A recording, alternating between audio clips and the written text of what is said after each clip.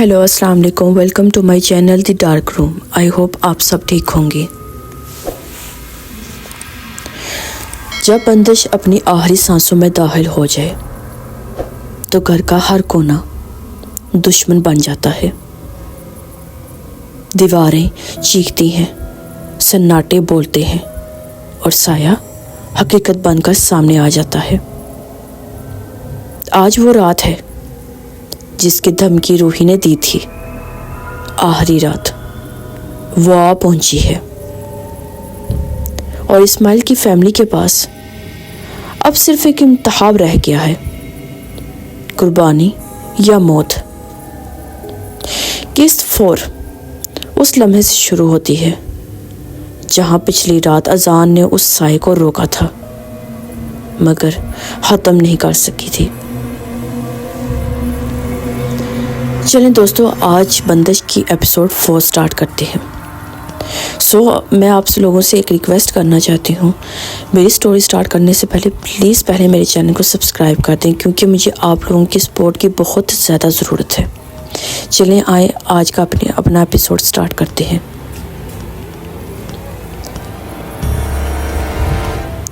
दिन का वक्त भी घर में रात जैसा लग रहा था। सूरज निकला हुआ था मगर रोशनी अंदर दाखिल नहीं हो रही थी, जैसे घर पर रोशनी का बायकॉट हो चुका था। राबिया बच्चों के साथ बैठी थी, इसके हाथ कांप रहे थे। हलीमा मुसलसल कुरान पढ़ रही थी मगर आवाज़ टूट रही थी। ऐसा लग रहा था जैसे कोई इसकी जुबान खींच रहा हो। इस्माइल दीवार के सामने खड़ा था, वही दीवार जिसमें बंदिश की दरार फैलती जा रही थी। आज दरार की शक्ल बदल रही थी। पहले ये बस एक लाइन थी, अब ये किसी मुंह जैसी लग रही थी, जैसे अंधेरे का जबड़ा खुल रहा हो। फर्श में दरारें फैल चुकी थी। लाइट सारा दिन भी बंद रही। हवा बदबूदार थी।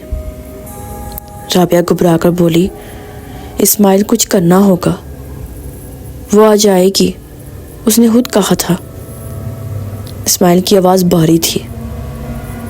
मैं आज इसे ख़त्म करूँगा, जो हो जाए मैं लड़ूंगा। हलीमा ने सर हिलाया। बेटा, इंसान सायों से नहीं लड़ सकते। आज सिर्फ दुआ या कुर्बानी काम आ सकती है। काशिफ खामोश बैठा था, जैसे वो किसी अंदरूनी आवाज़ को सुन रहा हो। फिर आहिस्ता बोला, वो कह रही है तैयार हो जाओ, मैं आ रही हूँ। बच्चे की आंखों में रोशनी नहीं थी, गोया वो पहले ही आधा छीन चुका था। रात आहिस्ता थी लेकिन ऐसा लगा जैसे घर वक्त के अंदर नहीं किसी और जगह फंस गया हो, जैसे वक्त भी बंदिश का हिस्सा बन चुका हो। जैसी घड़ी ने 12 बजाए, पूरे घर में एक ऐसी चीख गूंजी जो किसी इंसानी जिस्म से निकल ही नहीं रही थी। वो चीख दीवारों, फर्श, छत हर जगह से आई। बिजली बंद हो गई, खिड़कियां खुद बहुत बंद हो गई, दरवाजे तालों के बगैर लॉक हो गए और फिर दर्जा हरारत एकदम इतना गिर गया कि सांस से धुआं निकलता दिखाई दिया। इस्माइल ने राबिया और बच्चों को पीछे किया। इसने हाथ में कुरान पकड़ा हुआ था मगर जैसे ही वो दुआ पढ़ना चाहता, इसके कान के पास किसी ने सरगोशी की। खामोश रहो, आज मैं सुनती नहीं, आज मैं लेती हूँ। राबिया ने चीख मार दी। काशिफ धीरे से उठा और दीवार के सामने आकर खड़ा हो गया, जैसे वो किसी को खुश आमदीद कह रहा हो। दीवार में हलचल शुरू हुई। स्याह धुआं बाहर निकलता जाता और पूरा कमरा इसमें गुम हो गया। फिर ज़मीन हिलने लगी, दीवारों से मिट्टी गिरने लगी। گھڑی کا کانٹا الٹا چلنے لگا اور پھر وہ آئی۔ پہلے اس کے بال نمودار ہوئے، لمبے پیکے ہوئے، جیسے کسی نے انہیں قبر سے نکالا ہو۔ پھر اس کے ہاتھ جو انسان سے لمبے تھے اور ناخن جو ہڈیوں تک گھڑے۔ پھر اس کا چہرہ جو چہرہ تھا ہی نہیں، آج اس کا چہرہ پہلی بار مکمل نظر آیا۔ تو گہرے سیاہ سوراخ، جہاں آنکھیں ہونی چاہیے تھی، منہ نہیں بلکہ کھوکھلا اندھیرا، جیسے کوئی بھٹی دیکھ رہی ہو۔ وہ آہستہ آہستہ باہر آئی اور پورے خاندان کو دیکھا۔ اس نے ہنسنا شروع کیا، وہ ہنسی جس میں انسانیت کا کوئی حصہ ہی نہیں تھا۔ پھر اس نے کہا، آخری رات قربانی کے بغیر ختم نہیں ہوتی۔ اسماعیل آگے بڑھا، قرآن بلند کیا، تو میرے بچوں کو نہیں لے جا سکتی۔ جو کچھ ہوا ہمارے بزرگوں نے کیا، ہم نے نہیں۔ سایہ رکا، اس کی گردن ٹیڑھی ہوئی۔ پھر وہ بولی، قانون خون پر چلتا ہے، نیت پر نہیں۔ تمہارے خون نے مجھے دفن کیا، تمہارے خون سے ہی میں آزاد ہوں گی۔ رابعہ روتے ہوئے آگے بڑھی، لے جا مجھے، میری اولاد کو چھوڑ دو۔ سایہ اس پر جھکا اور ایک لمحے کو ہنسا، تمہارا خون کمزور ہے، میں زور والے خون کی تلاش میں ہوں۔ اس نے دوبارہ کاشف کی طرف دیکھا۔ کاشف جیسے کسی جادو میں جکڑا ہوا تھا، اس کی آنکھیں بے نور تھی۔ اس نے سر اٹھایا اور آہستہ کہا، بابا وہ کہہ رہی ہے مجھے آنے دو۔ اسماعیل چیخ پڑا، نہیں۔ جیسے ہی اسماعیل نے بچے پیچھے کھینچا، گھر کی ساری چیزیں حرکت کرنے لگی، الماریاں ہلنے لگی، برتن گرم ہو کر زمین پر گرے، دروازوں پر زنجیریں خود بخود پڑ گئی، چھت سے مٹی گرتی گئی، کھڑکیوں کے شیشے اندر کی طرف ٹوٹے، جیسے کوئی باہر سے نہیں اندر سے نکلنے کی کوشش کر رہا ہو۔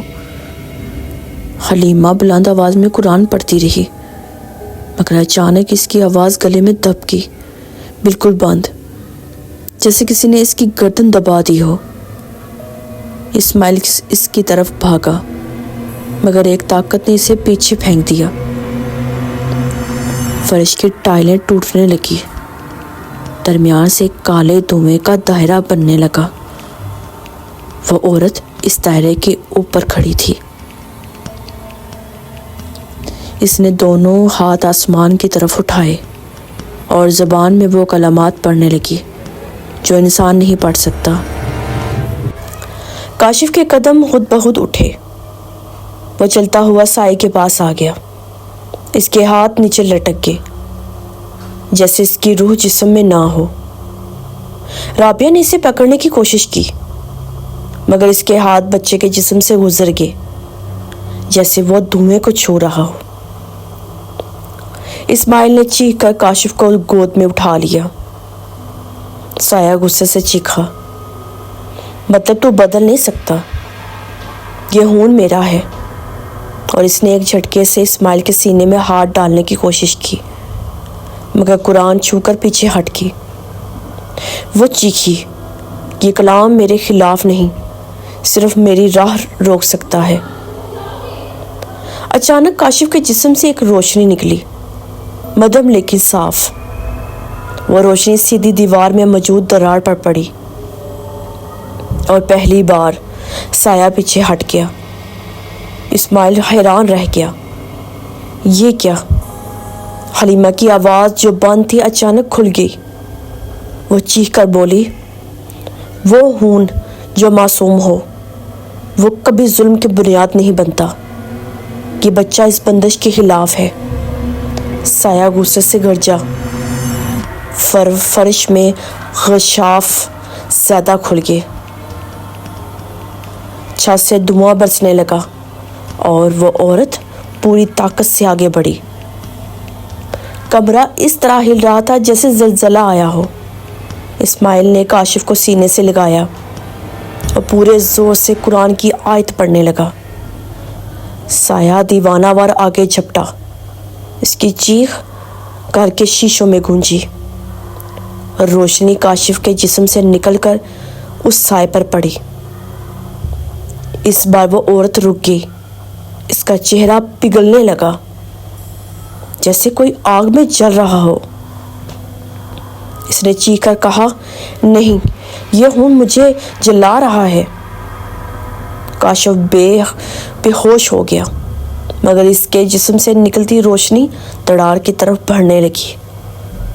تڑاڑ سگڑنے لگی جیسے کوئی زخم بند ہو رہا ہو۔ سایہ پیچھے ہٹتا گیا، زور سے چیختا ہوا، نہیں، میرا بدلہ، میری بندش، میرا حق۔ اور پھر ایک دھماکے کے ساتھ وہ دیوار کے اندر واپس کھینچ گیا۔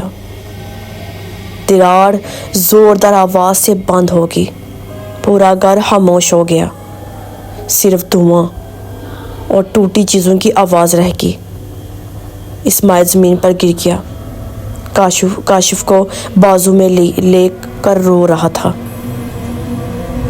اور اس رات، آخری رات ختم تو ہو گئی مگر بدلہ نہیں،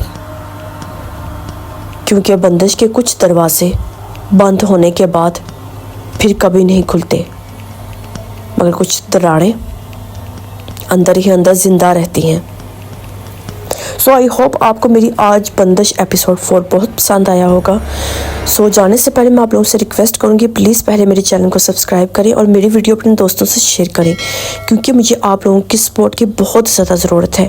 انشاءاللہ میں ایسی ایپیسوڈ 5 کے ساتھ دوبارہ حاضر ہوں گی۔ اپنے ڈھیر ساری دعاؤں میں مجھے یاد رکھیے گا۔ اللہ حافظ۔